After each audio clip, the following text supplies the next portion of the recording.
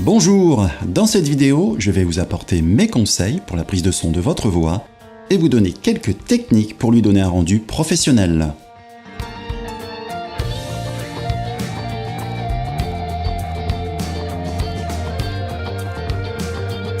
L'audio est souvent oublié malheureusement, et vous le savez, la qualité de votre son est aussi importante que la qualité de votre image. Alors passons dès maintenant aux 4 conseils pour avoir le son des pros. Commençons par l'essentiel car c'est la première erreur lorsqu'on débute.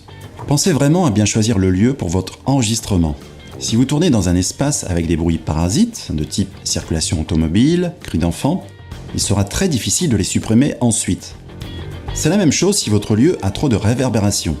Donc on évitera les grands espaces vides, les salons avec du marbre et de grandes baies vitrées, ou alors pensez à transformer le lieu avec des matériaux absorbants, tapis ou rideaux. En résumé, la première chose à faire quand vous choisissez votre lieu de tournage, écoutez le silence et ensuite faites un essai avec votre voix. Si vous constatez qu'il y a des soucis, changez de lieu. Les micros des caméras ne sont souvent pas adaptés, et je m'explique. Pour avoir un son propre, il faut que le micro soit près de la bouche. Or, dans la majorité des cas, la caméra sera à 1, voire 2 ou 3 mètres. Justement, écoutez le son que vous obtenez en utilisant le micro de la caméra.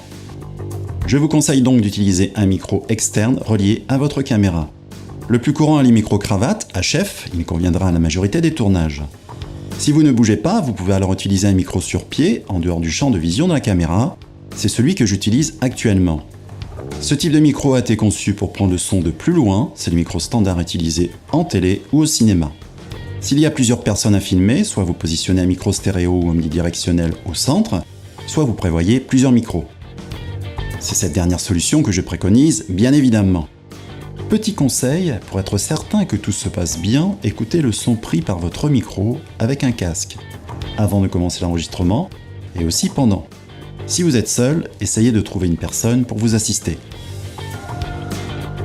Il est fréquent d'entendre des problèmes d'élocution. Et la raison est simple, nous avons appris à parler, mais pas à articuler. Alors si vous êtes seul à enregistrer, répétez votre texte avec un stylo entre les dents.